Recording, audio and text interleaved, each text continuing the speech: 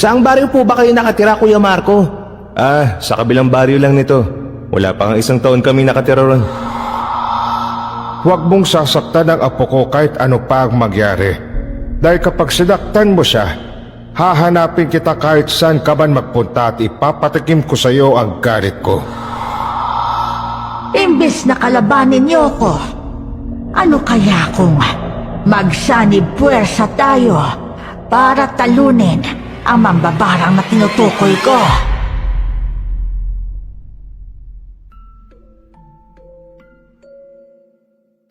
Marami talagang mga bagay at pangyayaring hindi natin inaasahan na posibleng nag-e-exist sa mundo natin.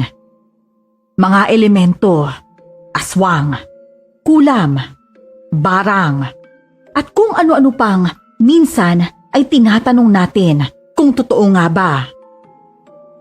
May mga pagkakataong magugulat ka na lang kasi bigla mong mararanasan ang mga bagay na akala mo'y imposible at imahinasyon mo lang.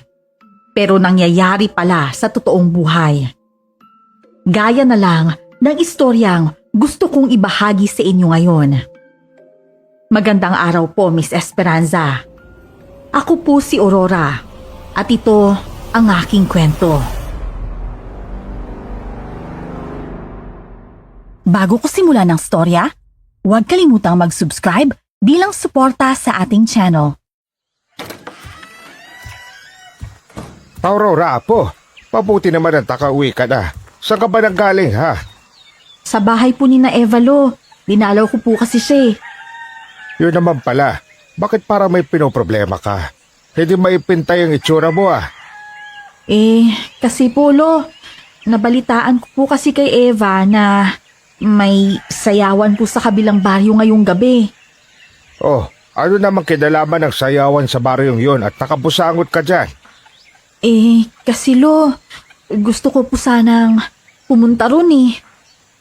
Di pumunta kayo ni Eva, kasamang iba yung mga kaibigan. Hindi naman kita pinagbabawalan. Ang mahalaga sa akin, may kasama ka. Alam ko naman po yun, Lo. Yun na nga po yung pinoproblema ko eh. Bakit naman? Ayaw po kasing pumunta ng iba naming mga kaibigan. Tsaka, hindi rin po sigurado kung matutuloy si Eva. Ganun pa. Nandiyan naman si Joshua. Siya na lang ang isama mo. Kung hindi ka pa kontento, gusto mo pati ako. Sasama na rin sa inyo. Lo, ayos lang po ba sa inyo kung sasamahan niyo ko? Kaya lang po, baka maabala ko kayo at hindi kayo kaagad makapagpahinga. Huwag mo nang isipin yun. Alam kong ikakasaya mo ang pagpunta ron. Kaya ayos lang sa akin. Talaga po, Lo? Oo naman, Aurora. Alam mo namang masaya ako kapag nakikita kong masaya kayong dalawa ni Joshua. Maraming salamat po, Lo. Matagal na po akong hindi nakakapunta sa sayawan. Kaya kahit ngayon man lang po, gusto kong maranasan ulit. Sige lang po, naiintindihan kita. Dalaga ka na kasi. Baka sa sayawan sa kabilang baryo mo pa makilala ang magiging nobyo mo. Kayo talaga, Lo. Baka naman po pag nangyari yun, ikaw pa tong unang magalit. Depende sa magiging sitwasyon, apo. Oh, ano pang hinihintay mo? Gawin mo na ang mga gawaing bahay para kapag sumapit na ang 6 ng gabi, makapaghapunan na tayo. Pagkatapos natin kumain, saka tayo aalis papunta sa kabilang baryo. Sige po, Lo. Sinunod ko ang sinabi ni Lolo Simon. Nag-igib ako ng tubig, naghugas ng mga pinagkainan namin at naghanda ng hapunan. Sinabi ko rin kay Joshua na aalis kami mamaya para pumunta sa sayawan sa kabilang baryo. Kaya naman, tuwang-tuwa siya. Gaya ng sabi ni Lolo, bandang 6:00 ng gabi ay naghanda na kami para kumain. Pagkatapos naming maghapunan, nagpahinga lang kami ng 10 minuto at umalis na ng bahay. Habang naglalakad, hindi ko maitago ang pananabik. Pagdating namin doon, marami na ang mga tao. Naghanap si Lolo Simon ng mauupuan at hinayaan kaming makihalo sa sayawan. Sakto lang din ang lakas ng tugtog, Kaya kahit nagsasayawan na kami ni Joshua, malinaw pa rin ang boses namin sa isa't isa. Ate Aurora, hindi ko inakalang ganito karami ang tao rito. Oo nga eh, siguro yung iba dito galing pa sa ibang baryo. Kaya nga po, Ate Aurora. Basta sabihin mo sa akin kung napapagod ka na ha. Opo, ate. Anong oras po ba tayo uuwi? Hindi pa ako sigurado eh. Nako, wag muna nating isipin yan. Sulitin muna natin tong gabing to. O sige po, hindi naman siguro magagalit si Lolo Simon kahit medyo magtagal tayo rito. Hindi yan. Siya pa ngayon nagsabing sasamahan niyo ako rito eh. Kaya siguradong ayos lang kay Lolo kahit gabihin tayo.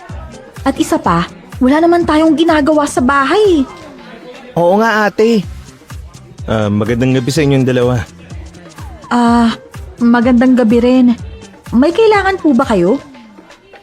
Huwag mo naman akong ipo. Mas matanda lang siguro ako ng 2 at 3 taon. Pasensya na. Ano bang sadya mo? Bakit ka lumapit sa amin? Ang totoo niyan, gusto ko lang na makakausap. Pwede bang makipagkaibigan sa'yo? Oo naman. Ako nga pala si Aurora. At ito naman, ang kapatid kong si Joshua. Ako naman si Marco. Masaya akong makilala kayo, Aurora, Joshua. Masaya rin po akong makilala kayo rito sa sayawan, Kuya Marco. Ako rin, Marco. Kayong dalawa lang ba magkasama rito? Kanina ko pa kayo napapansin, parang wala kayong ibang kasama. Kasama namin yung lolo namin. Naghihintay lang siya sa amin dun sa bandang dulo. Mabuti naman kung ganun. Kayo po ba, Kuya Marco? May kasama po ba kayo o mag-isa lang kayo? Wala eh. Mag-isa lang ako. Kaya nga lumapit ako sa inyo para may makilala rin akong bagong kaibigan. Saang baryo po ba kayo nakatira, Kuya Marco? Sa kabilang baryo lang nito. Wala pa nga 1 taon kami nakatira ron. Kayo ba? Taga rito ba kayo sa baryong to? Hindi eh. Taga-kabilang baryo rin kami. Talaga? Nako, hindi kasi ako gaanong lumalabas ng bahay kaya halos wala pa akong kilala sa lugar natin. Hindi rin ako sanay makihalubilo. Kung nasa iisang baryo lang tayo, minsan kapag may free time kayo, sama-sama tayong pumunta sa talon malapit sa gubat. Paborito rin namin puntahan yun ni Ate Aurora pag nababagot kami sa bahay. Oo, sige ba? Alam ko yung talon na sinasabi mo, Joshua. Mabuti naman kung ganon, Kuya. Marco, mauna na kami ha. Uuwi na kayo? Oo eh. Inaantok na rin kasi ako. Sige. Mag-iingat kayo pag uwi. Sige po, Kuya Marco. Ingat din po kayo. Niyaya na naming umuwi si Lolo.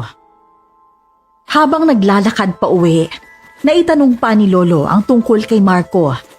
Dahil nakita niyang kausap namin ang binata. Sinabi namin sa kanya na bagong kakilala namin ang lalaki at kanayon din namin. Tumangulang si Lolo.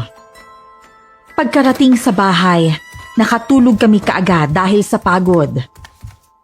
Simula na makilala namin si Marco, madalas na namin siyang nakikita at nakakasama ni Joshua. Ilang beses na rin siyang nakapunta sa bahay at nakilala na rin siya ni Lolo Simon. Isang gabi, hindi ko na napigilan ang sarili ko at nagtanong na ako kay Lolo Simon tungkol sa napapansin ko sa sarili ko at maging sa paligid namin. Lo, may gusto po sana akong itanong sa inyo eh. Pero wag po kayong magagalit sa akin ha. Nagtataka lang po kasi ako kung bakit nangyari sa akin to. Ano naman yun at anong ibig mong sabihin, Apo? Wala po ba kayong nararamdamang kakaiba sa paligid natin tuwing gabi, Lo? Ang totoo niyan, ilang gabi na rin akong hindi mapakali, Apo. Madalas kong nakikita na kumukulo ang langis na nasa bote sa silid ko. Bakit mo naman naitanong ang tungkol doon, ha? Ilang gabi na po kasing hindi maayos ang tulog ko, Lo. Nahihirapan po akong makaidlip. Lalo na kapag nagigising ako nang wala namang dahilan. Bakit po kaya kumukulo ang langis niyo, Lo? Kapag gano'n ang nangyayari, may aswang sa paligid natin. Ibig sabihin, may umaaligid na aswang sa bahay natin, Lo? Posibleng gano'n na nga, Apo. Pero huwag kayong mag-alala. Maglilibot ako sa labas ng bahay natin tuwing gabi bago ako matulog. Huwag mo nalang isipin pa ang tungkol sa bagay na yon. Sige po, Lo. Siya nga pala po, naliligaw na ba sa'yo si Marco? Hay naku, Lo, ikaw talaga. Hindi niya po ako nililigawan. Magkaibigan lang po kami.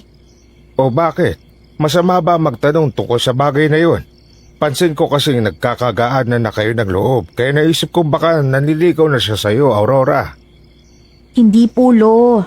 Kami lang ni Joshua ang unang mga kaibigan niya rito sa baryo. Kaya siguro ganun lang din po siya kalapit sa amin. Sigurado kang dahil lang talaga doon. Naging binata rin ako noon, Aurora. Kaya alam ko ang mga galawan ng mga lalaki kapag may gusto sila sa mga babae. Sige na nga po, Lo. Sasabihin ko na po yung sinabi sa akin ni Marco. Sinasabi ko na nga ba? Ano naman yun na po? Sinabi niya po sa akin na gusto niya ako. Pero hindi naman po siya naliligaw sa akin eh. Basta pinaparamdam niya lang po na gusto niya ako. Yun lang po yun, Lo. Pero kapag nanligaw siya, hindi rin ako papayag. Ha? Bakit naman po, Lo? Basta po, sa gayon, huwag na muna nating isipin ang tungkol doon. Mahimbing nang natutulog ang kapatid mo sa silid niya, kaya ang mabuti pa ay matulog ka na rin.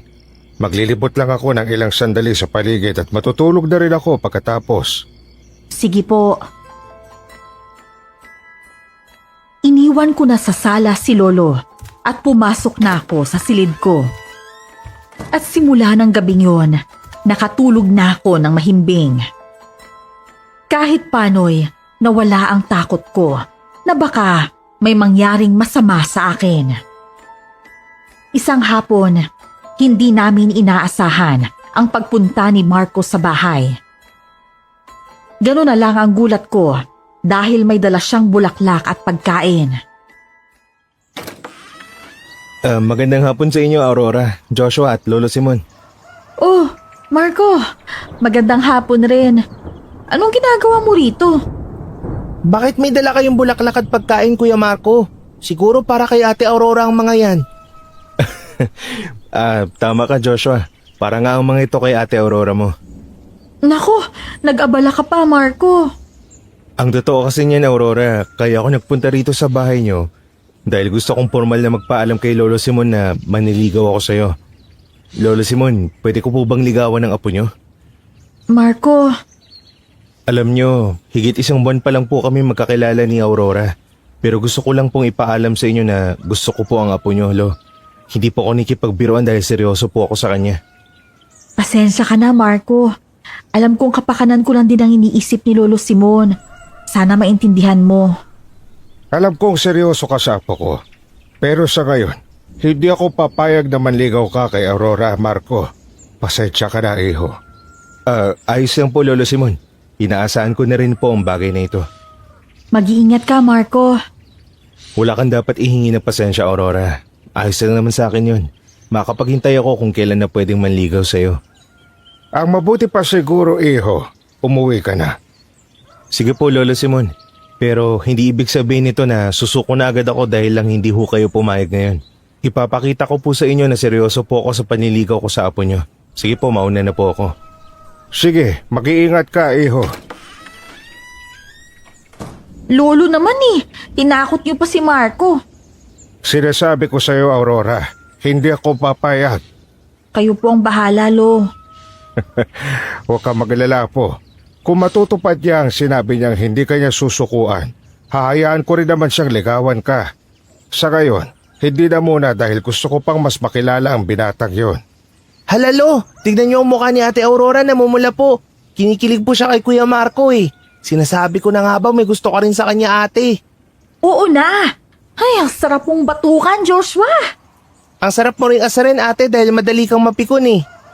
Hayaan mo ng ate mo, Joshua. Baka mamaya hindi na makahinga yan dahil sa kilig.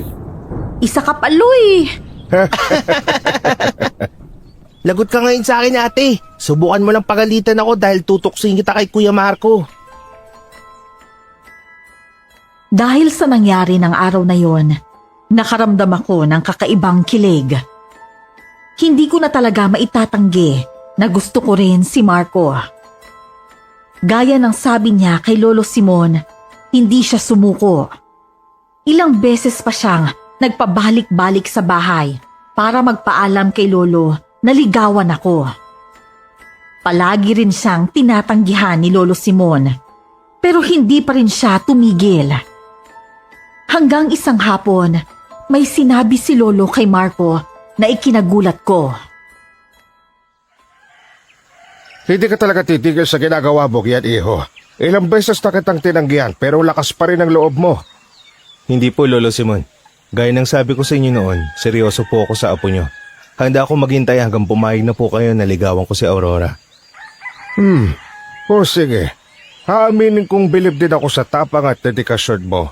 Kaya naisipan kong payagan ka na lang din na maligaw sa apo ko. Talaga po, Lo? Oo naman, pero may isang kondisyon. Ano po yun, Lolo Simon? Handa po akong gawin ang kung anumang kondisyon nyo.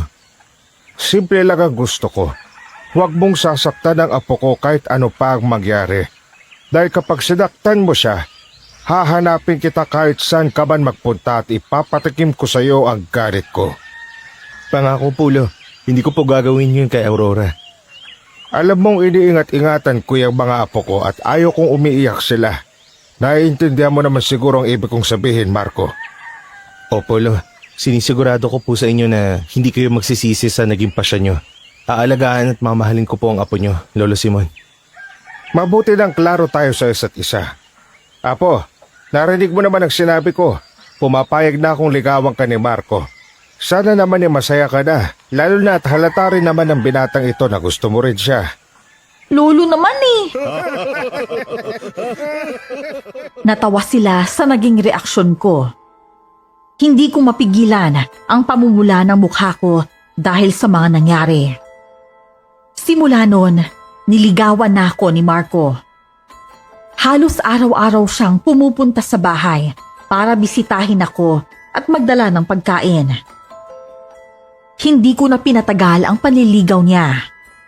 Pagkatapos ng mahigit 2 linggo, sinagot ko na siya.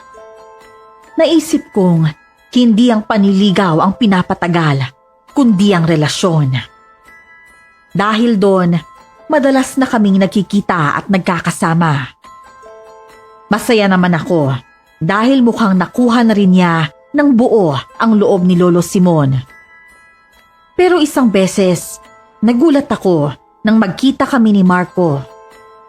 Pansin kong namumutla siya, kaya kinutuban ako ng hindi maganda. Ayos ka lang ba, Marco? Ayos lang ako, Aurora. Huwag mo ko alalahanin. Hindi eh. Namumutla ka, Marco. Mukhang nanghihina ka. Ano ba talaga nangyari sa'yo? Hindi ko nga alam. Halos 4 na araw ko na rin iniinda to, lalo na kapag gabi na. Ang sakit ng tiyan at ulo ko na parang binibiyak. Hindi ko alam kung bakit. Kaya pala ilang araw ka rin hindi nagpakita sa akin. Mukhang hindi magandang nangyayari sa'yo. Halika, Marco. Kausapin natin si Lolo Simon. Baka matulungan ka niya. Aray ko! Aurora! Anong nangyayari, Marco? Masakit ang braso ko pati ng bahagi ng likod ko na nahawakan mo. Teka, bakit may bukol sa braso mo? May mga maliliit na insektong lumalabas, Marco! Kaya pala hindi tumitigil ang sakit na nararamdaman ko. Kapag nasasagi yun, nakaramdam ako ng ngilo at sakit. Kapag nadidiin, parang may tumutusok at gumagalaw sa mga bukol. Tara na, Marco. Kailangan tong matingnan ni Lolo Simon. Sige, Aurora. Dahan-dahan lang, ha? Aalalayan kita, Marco. Huwag kang mag-alala. Salamat, Aurora.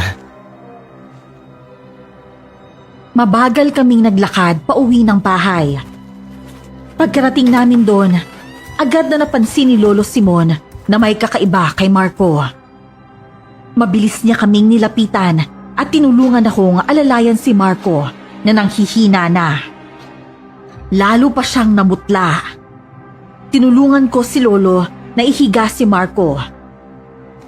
Nang makahiga na siya, tiningnan ni Lolo ang buong katawan niya. Napansin kong seryoso ang mukha ni Lolo Simon at napapailing pa siya. Lo, ano pong problema kay Marco? Hindi ako pwedeng magkamali sa kutob ko. Base sa sitwasyon ngayon ni Marco, binabarang siya. Barang? Oo, Aurora. Malakas ang hinala ko na binabarang siya. Lalo na't maraming bukol ang katawan niya. Bukod pa doon, may mga lumalabas na maliliit na insekto tuwing pumuputok ang mga ito. Halos nasa likod pa niya kaya siguradong hirap siyang makatulog at makahiga nang nakalapat ang likod sa higaan. Sabi niya sa akin kanina, Lo, parang may tumutusok at gumagalaw sa loob ng bukol niya. Tama nga yun, Aurora.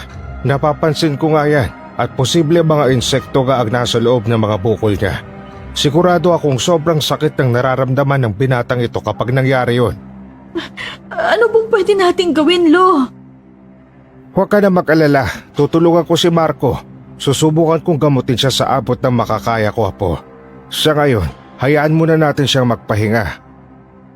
Sige po, Lo. Sana po malaman natin kung sino yun ang barang sa kanya. Yan ang aalamin natin, Aurora. Kung hindi magiging mailap ang mambabarang na gumawa niyan sa kanya, sigurado akong makikilala ko siya agad. Sige po. Sa ngayon po, tulungan niyo po muna si Marco, Lo. Oo, Apo. Hindi natin pababayaan si Marco kaya huwag kang mangamba. Kumalma ka lang, Apo. Gagaling siya. Maraming salamat, Lolo Simon. Tinulungan nga ni Lolo Simon si Marco. Pansamantalang nanatili si Marco sa bahay namin para matutukan siya ni Lolo. Pumayag naman ang nanay ni Marco. Sa bawat araw na lumilipas, ay unti-unting bumubuti ang lagay ng nobyo ko. Pero dahil hindi pa tuluyang nawawala ang barang sa kanya, patuloy pa rin si Lolo sa paggamot sa kanya. Halos gabi-gabi rin kaming binibisita ng aswang na ikinabahala namin ni Lolo. Isarado niyo ang mga pintana at pinto. Sigurado akong may aswang na naman sa labas ng bahay natin dahil walang tigil ang pagkulo ng langis sa bote. Sige po, Lo. Tulungan mo ko, Joshua. Sige po, Ate Aurora. Hindi talaga tayo titigilan ng aswang na yan lalo na't may karamdaman si Marco. Ilang beses ko nang itinatabo yan rito pero pabalik-balik pa rin siya. Humanda siya kapag magkaharap kami. Lo, saan po kayo pupunta? Magbabantay lang ako sa labas ng bahay natin, Apo. Dito lang kayo at bantayan nyo ng maigi si Marco. Sige po. Sige, maiwan ko na muna kayo. Aurora, May masakit ba sa'yo, Marco? Sabihin mo lang sa akin at papahiran kita ng gamot. wala naman Aurora. Gusto ko lang din magpasalamat sa mga tulong na ginagawa niyo sa akin. Ang totoo, nahihiya na ako kasi pakiramdam ko nagiging pabigat lang ako sa buhay niyo lalo na sa iyo. Ano ka ba naman, Marco? Huwag mong isipin yan. Hindi kita pwedeng pabayaan dahil nobyo kita. Mahal kita, kaya ayokong makita kang nahihirapan. Mahal din kita, Aurora. Maraming salamat dahil sa kabila ng kondisyon ko, hindi mo ko iniwan. Hinding-hindi kita iiwan, Marco. Kaya sige na, magpahinga ka na at babantayan ka namin ni Joshua. Sige, matutulog na ako. Nang makatulog si Marco, iniwan na namin siya ni Joshua sa silid niya. Matagal bago nakabalik si Lolo Simon. Kaya pagkarating niya sa bahay, kaagad namin siyang kinausap ni Joshua. Lo, ano pong nangyari sa inyo? Oo nga po, Lo. Saan po kayo nanggaling at bakit pinagpapawisan kayo at hinihingal? Hinabol ko ang aswang na umaligid sa bahay natin kanina. Pero sa kasamaang palad, hindi ko siya nahuli. Mabilis na nawala ang nilalang na yon nung sinusundan ko siya papunta sa gubat. Hayaan niyo na po muna ang aswang na yun, Lo. Kapag nagharap kami ng nilalang na yon, hindi ko na siya papakawalan. Humanda siya. Dumagdag pa siya sa pinangangambahan natin. Ang mabuti pa po ay magpahinga na kayo, Lo. Sige lang mga apo, mauna na kayo at magmamatsyag muna ako sa paligid. Kapag sigurado na akong hindi na babalik ang aswang, saka lang ako matutulog. Sige po, Lo. Kayo pong bahala. Tumangulang si Lolo bilang tugon. Sa mga sumunod na araw, Kahit papano'y nakaramdam kami ng kaginhawaan at tuwa dahil mas bumuti na ang kalagayan ni Marco. Kailangan pa rin niya ng pahinga para makabawi ng lakas. Pero hindi pa rin nawawala ang pangamba namin dahil gaya ng sabi ni Lolo, hindi kami tinitigilan ng aswang na pabalik-balik pa rin tuwing gabi sa bahay namin. Hanggang isang gabi, sa kahimbingan ng tulog ko, naalimpungatan ako dahil sa kaluskos at paghuni ng tiktik mula sa labas ng bahay. Hindi maganda to. Kailangan kong gisingin sina Joshua at Lolo. Joshua, gumising ka. Ate, ano bang problema? Ba't mo ko ginising? Kailangan nating gisingin si Lolo. May aswang na naman na umaaligid sa bahay natin. Teka, si Marco. Mukhang sa silid niya nagagaling ang malakas na kaluskos. Dali ate, gisingin na natin si Lolo sa silid niya. Punta na rin natin si Kuya Marco. Sige, bilisan natin. Lolo Simon! Lolo Simon! Lolo Simon, gising! Mga apo, ano pa problema? Parang takot kayo. Lo, may aswang sa labas ng bahay natin. May paghuni ng tiktik kanina at may kaluskos din mula sa silid ni Kuya Marco. Ganun ba? O siya, punta niyo si Marco. Ako naman ay lalabas sa bahay at susuyurin ang paligid para hanapin ang aswang na yun. Sige po, Lo. Mag-iingat po kayo. Sige, Aurora. Tara, Joshua. Sige po ate. Nang makarating kami sa silid ni Marco, naabutan namin siyang mahimbing pa ring natutulog. Napatingin kami ni Joshua sa bintana dahil doon ang gagaling ang kaluskos na naririnig namin. Saktong pagkatingin namin doon, may napansin kaming dalawang bilog na bagay na nagbabaga habang nakatingin din sa amin. Kinutuban akong aswang yun, kaya tumindig ang balahibo ko. Ilang sandali pa, bigla itong nawala, kaya nagpasya kami ni Joshua na lumabas ng bahay. Kumuha si Joshua ng 2 itak at ibinigay sa akin ang isa. Pagkalabas namin, kaagad naming hinanap si Lolo at nakita namin siya sa likod bahay. Sa pagkakataong yun, naabutan namin siyang kaharap ang isang nilalang na may itim at mabalahibong katawan na nagbabaga rin ang mga mata. Lo, yan po yung nilalang na nakita namin sa bintana ni Marco. Huwag kayong mag-alala mga apo. Hindi niya magagawa ang kung ano bang pinabalak niya kay Marco dahil hindi ko ayaang magyari yun. Tutulungan ka namin, Lo. Hindi natin siya hahayaang makatakas. Sigurado akong kapag nakaalis pa siya rito, babalik pa rin siya at hindi titigil hanggat hindi niya nakukuha ang gusto niya. Tama ka apo. Manatili kayong alerto dahil baka atakihin niya kayo. Opo Lo, anong gagawin natin ate Aurora? Lalaban tayo, Joshua. Pababagsakin natin ang aswang na to. Huwag kayong mag-alala. Kasama niyo naman ako. Hindi ko hayaang mapahamak kayo dahil sa aswang na to. Siya ang madedehado sa gabing ito, hindi tayo. Sige po Lo. Sinugod na ni Lolo Simon ang aswang. Umangil ang aswang at nakipaglaban na kay Lolo. Alerto lang kami ni Joshua habang pinapanood ang labanan nila. Namangha kami kay Lolo dahil nagawa niyang makipagsabayan sa aswang na yon. Kilala kitang aswang ka. Minsan na kitang nakaharap nung nanggamot ako sa kabilang baryo. Tama ka. Ako nga ang aswang na yon. Hindi ko akalain na magkikita ulit tayo pagkatapos ng gabing yon. Hindi ko nga rin inaakalang ikaw pala ang mapanghas na aswang na pabalik-balik dito sa bahay namin. Alam kong pakay mo ang nobyo ng apo ko dahil alam mong may karamdaman siya. Tama ka. Kung balak mong biktimahin siya, pues nagkamali ka ng binangga. Hindi kita hayaang magtagumpay sa plano mo. Isipin mo na ang gusto mong isipin. Pero alam mo bang, may dala rin sana akong balita para sa inyo. Anong ibig mong sabihin? Alam kong ang binatang nasa loob ng bahay niyo ay biktima ng barang. Madalas, sa tuwing umaaligid ako sa bahay niyo, naririnig kong napapadaing siya sa sakit dahil sa mga nangyayari sa kanya. Anong ibig mong sabihin?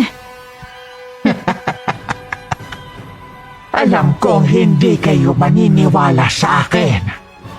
Pero kilala ko ang mambabarang na nagpapahirap sa lalaking yon. Lo, hindi tayo dapat magtiwala sa aswang na yan. Sigurado ako may iba siyang binabala kaya niya sinasabi yan sa atin. Alam ko yun mga apo, pero alamin natin kung totoo ang sinasabi niya. Kung talagang kilala mo ang mababarang, sino siya at saan siya nakatira? Siguraduhin mo lang na hindi ka magsisinungaling. Huwag kang mag-alala. Hindi ako ang kalaban mo. Hindi tayong dalawa ang dapat na maglaban. Bakit mo sinasabi ang mga bagay na yan, ha? Ano ba talagang pinaplano mo? Hindi pa ito ang panahon para pag-usapan ng tungkol dyan. Ang mas mahalaga ngayon ay ang malaman nyo kung sino ang mambabarang na may gawa niyan sa binata. Dahil may alam ako tungkol sa kanya. At sasabihin ko sa inyo. Ano ang kapalit ng pagsasabi mo sa amin ng tungkol sa mambabarang? Alam ko may kapalit yan kaya sabihin mo na kaagad. Kung may kapalit man tong ginagawa ko, yun ay para lang din sa binatang tinutulungan nyo. Kung ganon, sabihin mo na sa amin kung sino ang mambabarang na yun at saan damit siya mahahanap. Sige, isa siyang matandang babae at mag-isa lang siyang nakatira sa kubo na malapit sa paanan ng bundok. Isang matandang babae rin ang nakita ko nung tawasin ko si Marco, Aurora. Mukhang hindi ka nagsisinungaling ang aswang na ito. At paano mo nalaman ang tungkol sa mambabarang? Paano ka rin nakakasiguro na siya talaga ang may gawa ng pambabarang kay Kuya Marco? Sabihin na natin, may mga paraan ako na hindi nyo kayang gawin. Kaya ko nalaman ang tungkol sa bagay na yon. Pero bakit mo ginagawa to? Bakit gusto mong biktimahin ang nobyo ko? May mga bagay rin na hindi mo inaasahang mangyayari, Iha. Ipagpalagay na lang natin na may mga lihim na hindi mabubunyag sa ngayon. Pero darating ang panahon para doon. Minsan, ang mga bagay o taong inaakalang magpapasama sa'yo, siya pa ang taong magiging katuwang mo. Hindi ka namin maintindihan. Ano ba talagang kailangan mo sa amin? Sabihin na lang natin, pareho tayong may kailangan sa isa't isa. Kaya naisip kong, imbis na kalabanin niyo ko, ano kaya kung magsanib puwersa tayo para talunin ang mambabarang na tinutukoy ko? Yun ang gusto kong kapalit sa impormasyong sinabi ko. Bakit ko naman gagawin ang bagay na yun? Hindi ako may kipagsanib puwersa sa isang tulad mo. Isa pa, kaya kong talunin ang mambabarang na yun kahit saan pa kami maglaban. Physical man o espiritual. Kung kaya mong gawin ang bagay na yon, bakit hanggang ngayon ay hindi mo alam kung sino at saan ang kinaroroonan ng mambabarang na yon? Isa kang albularyo, hindi ba? Sinusubukan ko ang lahat para alamin ang pagkakakilanlan ng mambabarang na yun. Pero mailap sa akin ang pagkakataon. Ginamot ko ang binatang yun sa abot ng makakaya ko, kaya alam kong hindi ko rin siya pinabayaan. Kaya huwag mong questionin ang pagiging albularyo ko. Hindi ganon ang ibig kong sabihin. Ang sa akin lang, hindi basta-bastang mambabarang ang pwede mong kaharapin kung sakali. Sa ngayon, pwedeng maging mabuti na ang kalagayan ng binata. Pero hindi ibig sabihin yon ay magiging maayos ng lahat. Alam mong pwedeng barangin ulit ng mambabarang na yon ang binata at bigyan pa ng mas mabigat na karamdaman. Natahimik si Lolo Simon sa sinabi ng aswang. Aaminin kong hindi ako nakaramdam ng takot. Hindi ko rin alam kung bakit. Pero may kung ano sa akin na nagsasabing magtiwala sa kanya. Nagkatitigan pa kami ni Lolo na parang hinihintay niyang magsalita ako pero hindi ko ginawa. Ano ba talaga ang gusto mong mangyari? Magsanib puwersa tayo at talunin natin ang mambabarang na yon. Kung naging banta siya sa buhay ng binata, posibleng maging banta rin sa iba pang tao, lalo na sa buhay niyo ng mga apo mo. Hahayaan mo bang pati sila ay mapahamak pa? Pareho lang kayong banta sa aming mga tao. Siyempre hindi. Hanggang kamatayan ko ipagtatanggol ko ang mga apo ko. Hindi lahat ng aswang tulad ko ay naging banta sa mga tao. Sabihin na nating nasa lahi ko na ang pagiging aswang.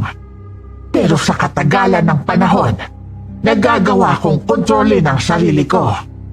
Makikipagsanib puwersa ka ba sa akin o hindi? Sa ngayon, hindi ako makakapayag sa gusto mong mangyari. May mga paraan din akong pwedeng gawin para matulungan ang binata at mapatigil ang mambabarang sa ginagawa niya. Hindi kita pipilitin kung ayaw mo. Pero kapag nagbago ang isip mo, hindi rin ako magdadalawang isip na makipagtulungan sa'yo. Hindi ko talaga maintindihan kung bakit ginagawa mo to. Isipin mo na lang na may isang taong mahalaga sa akin ang ginawa ng hindi maganda ng mambabarang na yon. Kaya gusto ko ring magsigante. Sakto na bang pareho tayo ng gusto? Alam kong nais nyo ding ipagsigante ang nobyo mo. Hahayaan kita makaalis dito kapalit ng pagbibigay mo ng impormasyon tungkol sa mambabarang. Huwag ka na babalik pa rito. Hindi ko maipapangako ang bagay na yon. Pero isa lang ang sigurado ako.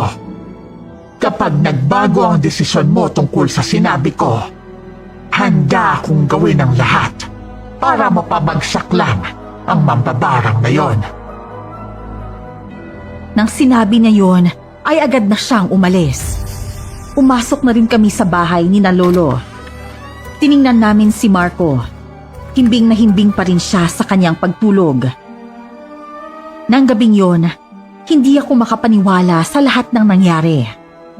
Dahil hindi pa ako dinadalaw ng antok, minabuti kong lapitan si Lolo. Malalim ang iniisip nito habang nakaupo sa sala. Lo, ano na pong gagawin natin ngayon? Hindi ko rin alam, Apo.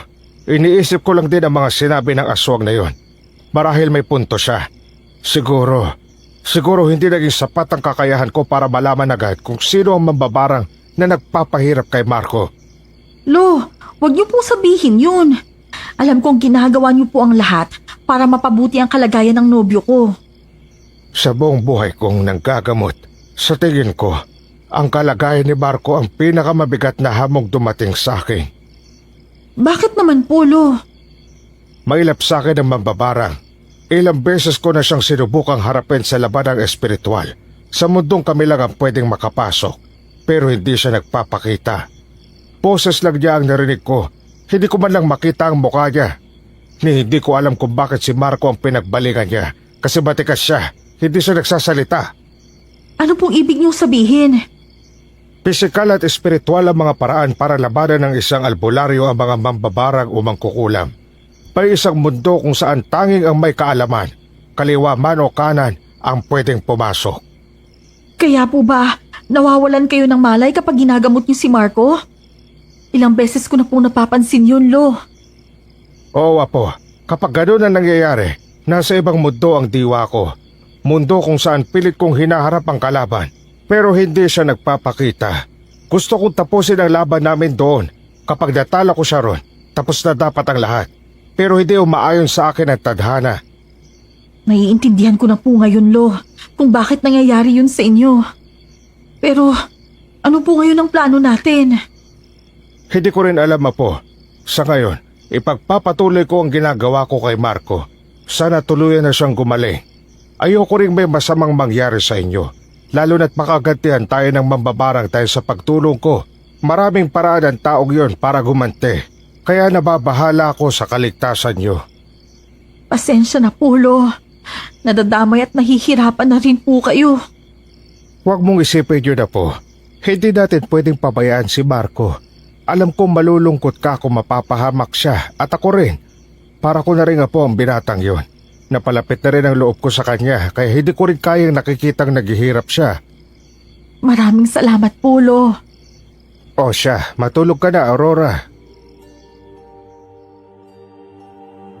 Nang mga sumunod na gabi ay naging maayos ang lahat. Hindi na muling bumalik ang aswang. Pero isang hapon, nagulat kami nang may isang ale na dumating sa bahay. Magandang hapon, Iha. Nandyan ba si Marco? Magandang hapon po. Pwede ko po bang malaman kung sino po kayo? At bakit niyo po hinahanap ang nobyo ko? Ay, oo nga pala. Ako si Divina, ang ina niya. Pwede ko bang makita ang anak ko at kumustahin? Nako, kayo po palang nanay niya. Pasok po kayo sa bahay namin. Nagpapahinga lang po siya ngayon. Sige, Iha. Maraming salamat. Ikaw pala ang tinutukoy ni Marco na nobya niya. Opo, mabuti naman po at natuntun yung bahay namin. Oo, kilala pala kayo ng mga taong napagtanungan ko. Kaya natuntun ko ang bahay niyo. Mabuti naman po kung ganun. Tara po, wag po kayong mahihiya. Ay, siya nga po pala Aling Divina. Siya po ang lolo Simon ko. At ito naman po ang kapatid ko. Masaya akong makilala kayo. Kami rin po, Aling Divina. Tara po, ihahatid ko po kayo sa silid ni Marco para makapag-usap po kayo. Sige, Iha. Nang maihatid ko si Aling Divina sa silid ni Marco, hinayaan ko na silang mag-usap. Bumalik ako kina Lolo Simon at Joshua. Napansin kong simula nang dumating si Aling Divina, naging seryoso ang mukha ni Lolo. Dahil doon, tinanong ko siya kung may problema. Pero umiling lang siya. Hindi na rin ako nangulit pa at hinayaan ko na lang si Lolo. Makalipas ang kalahating oras, nagpaalam na si Aling Divina. Pinagsabihan pa niya ako na ingatan si Marco at masaya raw siya dahil gumiginhawa na ang kalagayan ng anak niya. Kinagabihan, hindi namin inasahan na muling babalik ang aswang na nakausap namin noon. Dito lang kayo mga apo. May titignan lang ako sa labas. Mukhang narito na naman ang aswang na nakausap natin noong isang gabi. Sasamahan kita, Lo. Joshua, ikaw na munang maiwan dito, ha? Sige apo, tara na. Opo, Lo. Ano na naman ang kailangan mo? Bakit ka bumalik? Napag-isipan mo na ba ang sinabi ko? Ang tungkol sa pakikipagsanib puwersa sa iyo? Oo. Anong pasya mo? Hindi ko alam kung tama ang magiging desisyon ko, pero pinag-isipan ko to ng mabuti. Ang ibig bang sabihin niyan ay makikipagsanib puwersa ka na sa akin? Oo, para sa kaligtasan ng mga apo ko. Tama ka. Dahil sa pagtulong ko kay Marco, baka madamay rin sila ng mambabarang na yon. At ayoko na umabot pa ron. Kung may ginahawa na ang lagay ng binata, pero hindi pa rin ako kampante. Mas mabuti na magtulungan tayo kaysa magsisi ako sa huli kung hindi matitigil ang kasamaan ng mambabarang na yon. Mabuti naman at naisip mo rin yan. Masaya akong gumiginhawa na ang kalagayan ng anak ko. Ngayong pumayag na si Lolo, anong susunod na plano? Sa susunod na linggo, kabilugan ng buwan, pupuntahan natin ang bahay ng mambabarang. Susugurin natin siya at doon natin sa haharapin. At paano kami makakasiguro na hindi mo kami tatraidorin? Oo nga pala, hindi pa buwang tiwala niyo sa akin. Hayaan niyo, kapag nagtaksil ako sa inyo, luluhod ako sa harap ng lolo mo.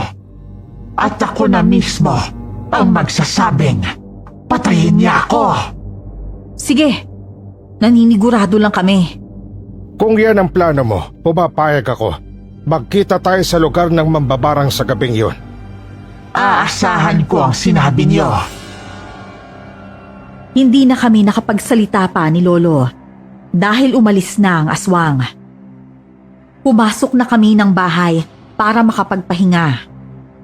Nang dumating na ang gabi na susugurin namin ang bahay ng mambabarang, ay nagdala kami ng mga itak. Sumama na rin sina Joshua at Marco dahil ayaw nilang magpaiwan. Ayaw pa sana naming isama si Marco, pero nagpumilit siya. Ayon sa kanya, gusto niya ring labanan at harapin ang mambabarang na nagpahirap sa kanya. Dagdag pa niya, magaling na raw siya at kaya na niyang lumaban kung kinakailangan. Tara na, kailangan natin makarating agad sa bundok kung saan naroroon ang tirahan ng mambabarang na iyon. Sige po, Lolo. Magbabayad ang mambabarang na yun sa ginawa niya sa akin. Hindi ko alam kung bakit niya ako pinapahirapan pero humanda siya. Huwag mong piliting makipaglaban sa nilalang na iyon, Marco, kung hindi ka pa handa. Kahit na magaling ka na, kailangan mo pa rin mag-ingat, iho. Huwag niyo po akong alalahanin, Lolo Simon. Kaya ko na pong alagaan ang sarili ko. Malaki po ang naitulong niyo sa akin. Kaya ngayong pagkakataon, ayoko maging pabigat sa inyo. Ilang beses ko nang sinabi sa iyo, Marco, hindi ka pabigat sa amin ni na Lolo. Mahalaga ka sa akin, kaya wag mo nang isipin ang bagay na yan, ha? Tama si Aurora, Marco. Simula nang naging nobyo ka niya, itinuring na rin kitang apo, kaya pamilya ka na rin namin. Maraming salamat po, Lolo Simon. Huwag mo nang alalahanin yun.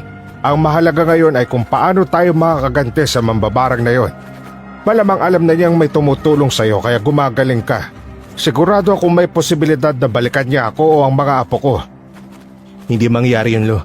Bago pa man niya maisipang gawin yun, kailangan na nating mapatay siya. Tama. Ang mabuti pa, bilisan na natin ang lakad para makarating agad tayo sa bundok kung saan siya nakatira. Mas lalo pa naming binilisan ang paglalakad. Makalipas ang halos kalahating oras, nakarating din kami sa bundok kung saan nakatira ang mambabarang. Hinanap namin ang kubo niya hanggang sa natanaw namin ito. Maingat kaming lumapit. Tahimik ang paligid. Parang walang tao sa bahay na yon. Tanging ilaw ng lampara lang ang nagbibigay liwanag. Nagmatsyag pa kami ng ilang sandali hanggang sa napagpasyahan na ni Lolo na harapin ang mambabarang. Alam ko nandiyan ka lang sa loob ng bahay mo. Lumabas ka dyan at harapin mo kami! Lo, sigurado po ba kayo na ito ang bahay ng mambabarang? Oo, apo. Hindi ako pwedeng magkabali. Ramdam ko ang kakaibang enerhiya ng taong yon. Lo, tignan niyo po. Parang may papalapit sa direksyon natin, ah. Maganda kayo. Baka may ibang nilalang nasusugod sa atin. Sige po, Lolo Simon. Lo, tingnan niyo po. Nandun sa bubungan ng bahay ang aswang. Sandali. Aswang yan nasa taas. Mukhang delikado tayo. Hindi lang pala mambabarang ang kalaban natin. May aswang din. Huwag kang mag-alala, Marco. Hindi natin siya kalaban. Ano pong ibig niyo sabihin, Lolo Simon? Kakampi natin siya, Marco. Siya ang dahilan kung bakit natin natunton ang bahay ng mambabarang na nagpahirap sa'yo. Paano po nangyari yung bagay na yun, Lolo Simon? Habang may sakit ka noon, pabalik-balik ang aswang na yon sa bahay. Akala namin, ikaw ang gusto niyang biktimahin. Pero hindi pala. Siya ang nagbigay ng impormasyon tungkol sa mambabarang na may kagagawa ng lahat ng paghihirap mo. Nakipagsanib puwersa pa siya sa akin. Gusto rin niyang wakasan ang kasamaan ng mambabarang at makaganti. Talaga po, Lo? Siguro po may ginawa rin masama sa kanya ang mambabarang kaya niya ginagawa to. Oo, nasabi niyang tungkol sa isang mahalagang tao sa buhay niya na inaswang o binarang din. Kaya huwag tayong mangamba. Tutulungan tayo ng aswang na yan. Sigurado pong hindi kakayanin ng mambabarang ang pwersa natin. 4 na tayo tapos may kasama pa tayong aswang. Kahit ganon, hindi tayo dapat kampante. Mas mabuti nang handa tayo sa lahat ng posibleng mangyari. Sumang-ayon kami kay Lolo. Dahil sa kakampi naming aswang, muling hinamon ni Lolo Simon ang mambabarang. Biglang namatay ang lampara sa loob ng kubo. Naging madilim ang paligid. Agad naming inihanda ang sarili namin dahil nakakarinig na kami ng langit-ngit mula sa loob ng bahay. Lumabas ka riyan kung ayaw mong gibayin namin ang bahay mo para lang makaharap ka. Lo, parang ayaw tayong harapin ng mambabarang na yan. Alam niyang marami tayo, kaya hindi siya lumalabas. Hindi pwedeng hindi niya tayo harapin. Kailangan matapos na to ngayon. Hindi ko hayaang madamay pa kayo ni Joshua kung pababayaan lang natin siya. Lumabas ka na, mambabarang ka! Harapin mo ako! Pinahirapan mo ako ng sobra. Ngayon, ipapatikim ko sa'yo ang galit ko, hayop ka! Kuminahon ka lang, Marco. Hindi, Aurora. Kailangan kong makita ang mukha ng mambabarang na yan. Alam kong kaya niya ulit akong barangin. Baka mas malala pa. Harapin mo kami! Mabuti naman at lumabas ka para harapin kami. Inaasahan ko na rin ang pagdating ninyo. Hindi ko inakalang ikaw pala ang albularyong tumutulong sa binatang to. Hindi ko rin akalaing ikaw ang mambabarang. Sigurado akong hindi ka taga rito. Bakit mo binarang ang binatang ito? Ha? Hindi mo ako kilala, kaya hindi mo rin maiintindihan ang dahilan ko. Wala ring saysay pa. Napagaling mo na rin naman ang binatang yan. Kung laro lang sa'yo ang pambabarang sa mga tao, maling-mali ka. Nilalagay mo sila sa panganib. Kaya bago ka pa makaganti sa pamilya ko, sisiguraduhin ko matatapos na ang kasabahan mo ngayon. Napansin naming nagalit ang mambabarang dahil sa sinabi ni Lolo Simon. Agad naming inihanda ang mga sarili namin dahil naramdaman naming may mga nilalang na papalapit sa aming kinaroroonan. Nagtaka kami kung ano ang mga yon dahil sa ingay na ginagawa nila. Kaya naging mapagbatsag kami sa paligid. Bumaba mula sa bubunga ng aswang na kakampi namin. Seryoso ang ekspresyon ng mukha nito. Kaya pala madalas kong nararamdaman ang kakaibang presensya tuwing gabi. May aswang palang umaaligid. Panigurado, ikaw ang nagmamanman sa akin. Hindi ko akalaing kakampi ka ng mga taong to. Tama ka. Ako nga ang nagmamatsyag sa bawat kilos mo. Sinisigurado ko lang na tama ang impormasyon na ibabahagi ko sa kanila. Wala akong pakialam kahit magkakasama kami dito. Dahil ang layunin namin ay ang patayin ka. Hindi niyo magagawa yan. Kahit paaswang ka at magsama-sama pa kayong lahat, hindi niyo ako kayang labanan. Isa ka lang mambabarang. Limitado ang kapangyarihan mo. Kung ikukumpara mo sa akin, mas malakas pa rin ako. O sige, tingnan natin kung totoo yung pinagmamalaki mo. Lo, tingnan niyo po. May mga insekto pong papalapit dito. Ano pong gagawin natin? Dumaba kayo! Ako nang bahala sa mga yan. Sigurado kong mga alaga yan ng mambabarang na yan. Tandang Simon, ikaw na muna ang bahala sa mga insekto. Ako naman ang bahala kay Ambrosa. Sige, Dahil ayaw naming pabayaan si Lolo Simon, tinulungan namin siyang labanan ang mga insekto. Ang aswang naman na kasama namin ay nakipagsagupaan sa matandang mambabarang. Habang itinataboy namin gamit ang mga napulot na sanga ang mga insektong ipinadala ng mambabarang, hindi ko maiwasang mapatingin sa dalawa. Namamangha ako na nagagawa pang makipagsabayan ng matandang mambabarang sa aswang. Dahil sa pagtutulungan naming apat, nagawa naming itaboy ang mga insekto. Nang marinig naming napahiyawang matanda, napatingin kaming apat sa kanila. Hayop kang aswang ka! Magbabayad ka sa ginawa mo sa akin! Yan ang nababagay sa tulad mo. Kaya kitang patayin ngayon. Pero hindi ko gagawin yon. Alam mo bang pwede rin tayong magsamang dalawa? Mas magiging malakas tayo kung magsanib-puwersa tayo. huwag kang makinig sa hayop na yan. Tandaan mong nangako kang hindi mo kami tatraydorin. Hindi na uso ang mga pangako.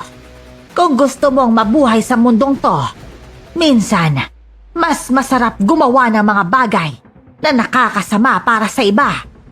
Kaya pala mas pinili mong barangin ako kahit wala akong kasalanan sa'yo. Dahil yun ang pinaniniwalaan mo. Huwag kang maniwala sa mambabarang na yan. Nilalason lang niya ang utak mo para kampihan mo siya. Alam niyang dihado na siya, kaya gagawin niyang lahat para makaligtas. Wala ka na sa tamang pag-iisip kung makikinig ka sa mga yan.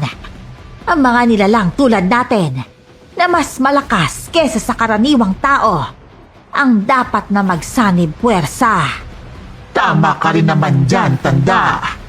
Hoy, aswang ka! Tandaan mong ikaw ang nagdala sa amin dito dahil sa plano mo. Ikaw ang unang nag-alok na makipagsanib puwersa sa akin, kaya wag mo kong tatraidorin. Tama ka.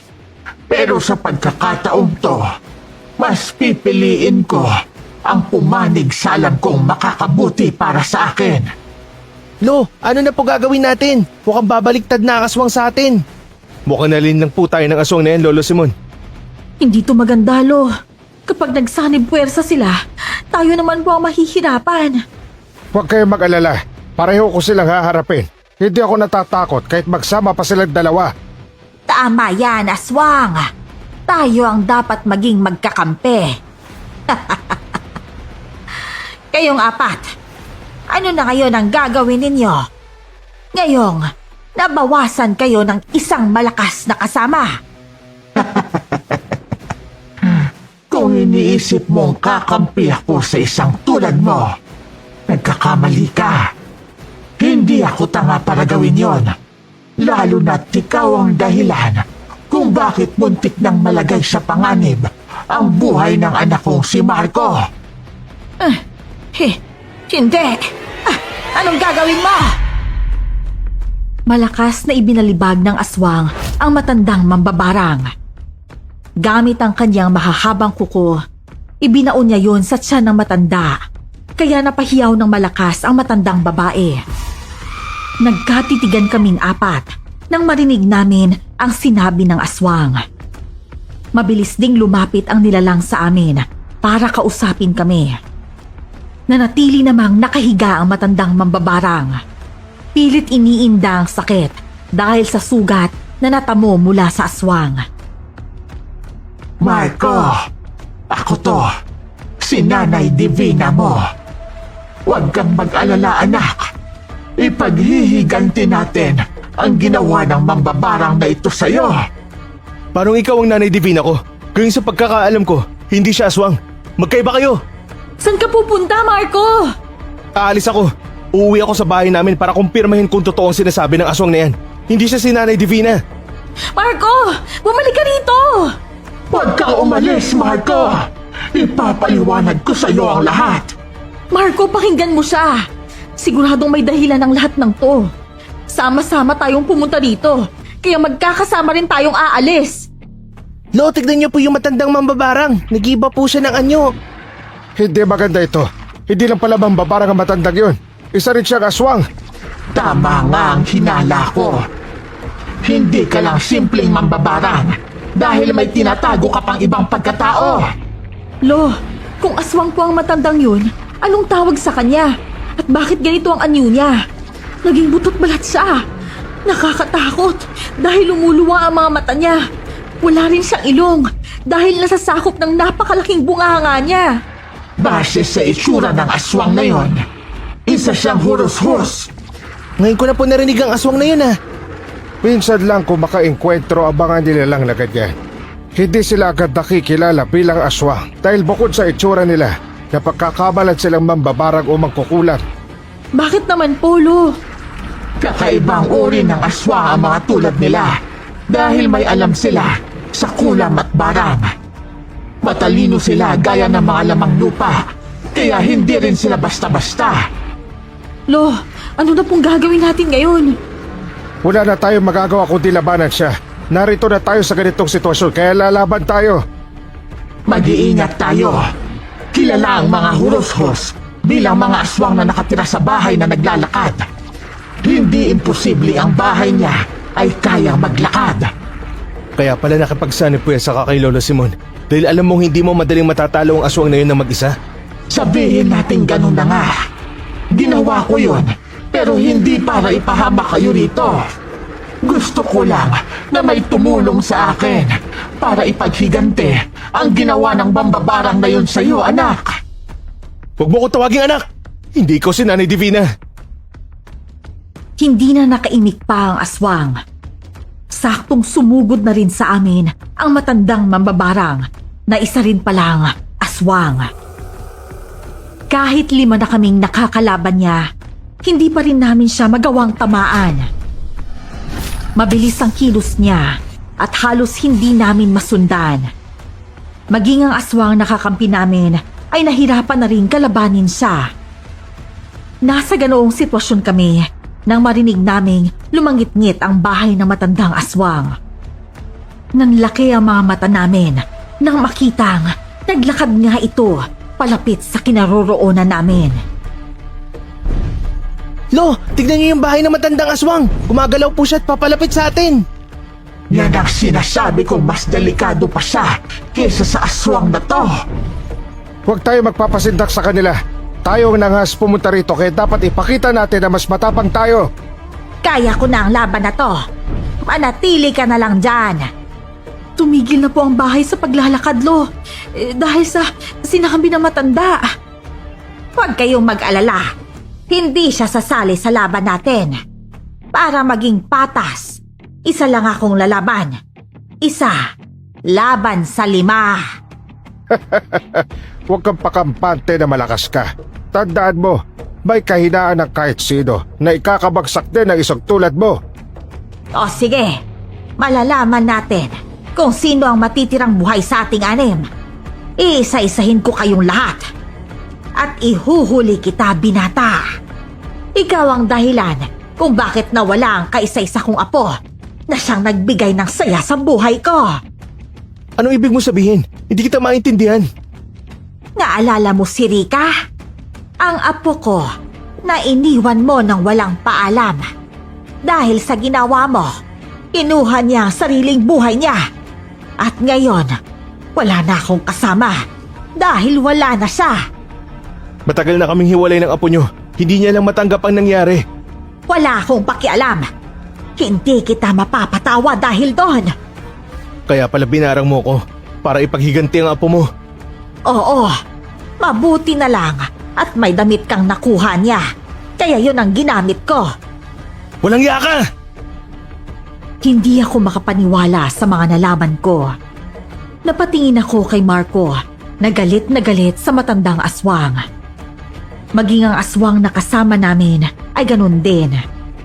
Dahil doon, hindi na kami nag-aksaya pa ng oras at nilabanan namin ulit ang matandang aswang.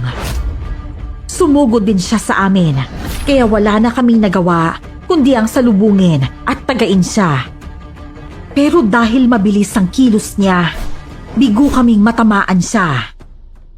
Nagulat na lang kami nang mahawakan siya ng kakampi naming aswang. Dahil doon, ginamit namin ang pagkakataong yon para atakihin siya. Pero bago pa kami makalapit, nagawa niyang ibalibag ang aswang na kasama namin. Napahiyawang nilalang dahil sa ginawa ng matandang aswang sa kanya. Humanda ka! Kung nagawa kong alisin ang barang na ginawa mo kay Marco, magagawa ko rin talunin ka sa labang ito. Tingnan natin kung makakaya mo. Hindi ko inakala na aswang at mambabarang pala ang lola ng dati kong nobya. Dahil hindi niya ipinaalam sa'yo. Alam ng apo ko na kapag nalaman mo, posibleng iwan mo siya. Pero kahit hindi niya sinabi, nagawa mo rin naman siyang iwan. Isa pa, ang pagiging aswang ko ay nagawa kong itago sa mahabang panahon. Lumalabas lang yan kapag alam kong dihado na ako. Huwag mo na ibalik ang nakaraan. Tapos na kami ng apo mo at wala akong pakialam sa kanya. Dahil ba sa babaeng to? Bitawan mo ako! Huwag mo sasaktan si Aurora. Wala siyang kinalaman sa amin ni Rika. Dahil matagal na ang nangyari sa amin ng apo mo. Papatayin kita kung sasaktan mo ang nobya ko.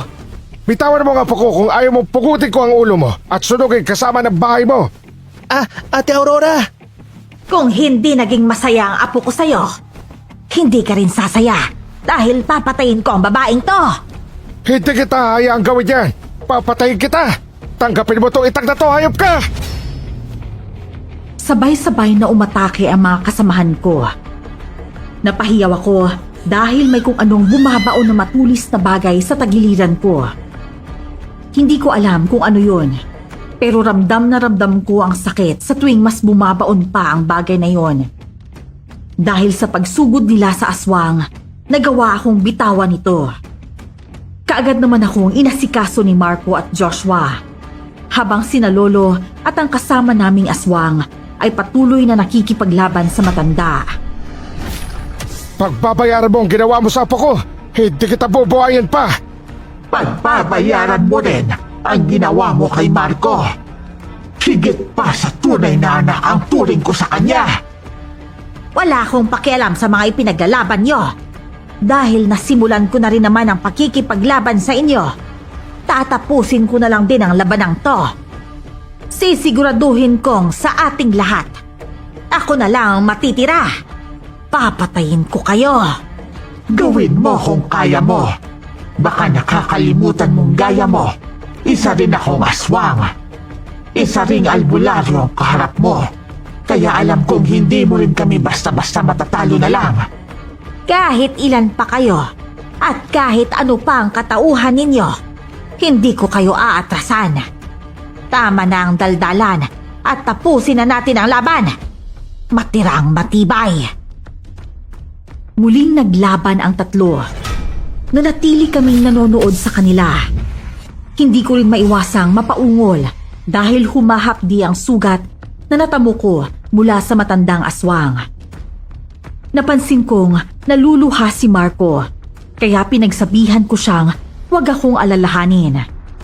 Dahil sa galit niya, iniwan niya kami ni Joshua at tumulong siya sa pakikipaglaban sa matandang aswang. Nagulat pa sina Lolo, pero dahil alam nila kung bakit gustong lumaban ni Marco, hinayaan na lang siya. Sabay-sabay nilang inatake ang matandang aswang at sa kabutihang palad, nagagawa nilang tamaan ito ng mga pagtaga. Nang mabuwal sa lupa ang matandang aswang, hindi na sila nag-aksaya pa ng oras. Nilapitan nila ito, pero bago pa man sila makalapit, mabilis itong napabangon at bahagyang napalayo sa kanila. Hayop ka! Hindi na dapat mabinubuhayan tulad mong aswang at mambabarang. Isa kang masamang nilalang na nagpapahirap sa mga tao. Sabihin mo na ang gusto mong sabihin, binata. Wala na rin namang saysay. Lalo na't buo na ang pasya kong ubusin kayong lahat ngayon. Magsasama-sama pa rin naman kayo. Pero sa impyerno nga lang. Hindi mangyayari yon dahil ikaw ang matatalo. Ngayon na, huwag natin siyang titigilan hanggat hindi siya bumabagsak. Sugurin natin siya. Patutuldukan na rin ang masamang hangarin mo sa mga tao. Dahil sa ginawa nilang pag-atake sa matandang aswang, hindi na nakaiwas pa ang nilalang. Nagawa rin siyang mahuli ng aswang na kakampi namin. Pinagtulungan nila ito hanggang sa mapansin nilang nang hihina na ang matandang aswang. Sandali lang. Huwag niyo kong tutuluyan. At bakit naman namin gagawin yon? Pagkakataon na naming mapatay ka, kaya hindi na namin to palalampasin. Nagmamakaawa ko sa inyo. Huwag niyo akong patayin. Hindi kami makikinig sa'yo. Malaki ang naging kasalanan mo sa amin, kaya ang nararapat sa tulad mo ay patayin. Pangako, kapag pinalayan niyo ako ngayon, magpapakalayo-layo ako. Hindi ako gagawa ng kahit na anong bagay na ikakapahamak ulit ninyo, kapalit ng buhay ko. Hindi ba pagkakatiwalaan ang isang tulad mo? Kaya katapusan mo na ngayon.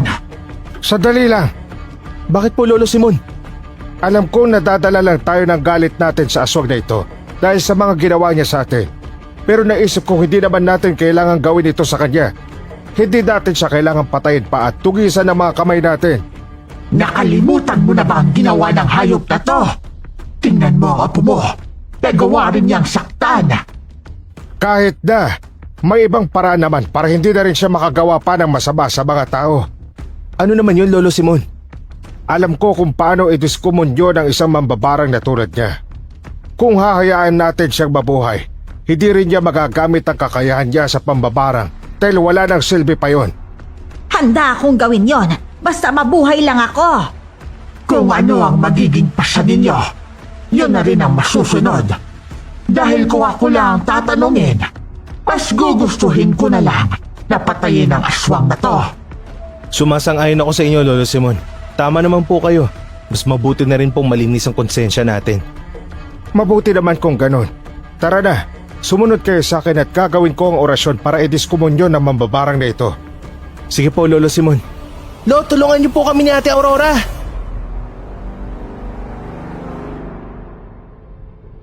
Mabilis kaming nilapitan ni na Lolo Simon at Marco. Ang aswang nakakampi namin ang may hawak sa matandang aswang. Dahil sa napagkasunduan nilang gawin sa matandang aswang, hindi na inaksaya ni Lolo ang oras niya. Isinagawa niya ang orasyon para mapawalang bisa ang kapangyarihan ng matandang yon. Nang matapos niyang gawin yon, hinayaan nilang makaalis ang matanda. Mabilis naman itong pumasok sa bahay niya at pagkatapos ay naglakad na rin palayo. Bumalik na rin sa pagiging anyong tao niya si Aling Divina. Kaya naniwala na rin si Marco na isang aswang ang kanyang ina. Ngayon, tapos na ang problema nating lahat. Pasensya na sa paglilihim ko sa iyo, Marco. Maraming salamat sa tulong mo, Tandang Simon. Sinasabi ko na nga bang pamilyar ka sa akin. Hindi nga ako nagkamali nang makita kita noon sa bahay.